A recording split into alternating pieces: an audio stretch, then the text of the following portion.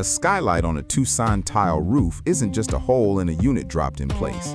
The flashing has to weave under the tile courses above it and lap over the tile below it, or the first monsoon storm finds its way in.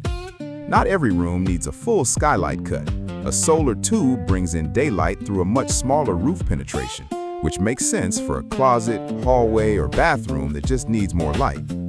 David Contreras has installed skylights and solar tubes on Tucson roofs since 2011, removing tile, checking the deck for rot, and building a curb that matches the roof pitch before anything gets sealed. Step flashing and counter flashing go in around all four sides, sealed with sealant rated for Tucson heat, and the tile gets reset so water sheds exactly the way it did before. If your roof is already pushing 15 to 20 years old, we'll say so before we cut anything. Sometimes an inspection needs to come first. DC Roofing of Arizona is licensed and insured, rated 4.9 stars across more than 100 Google reviews. ROC license number 328733. Call DC Roofing of Arizona today for more natural light in your Tucson home.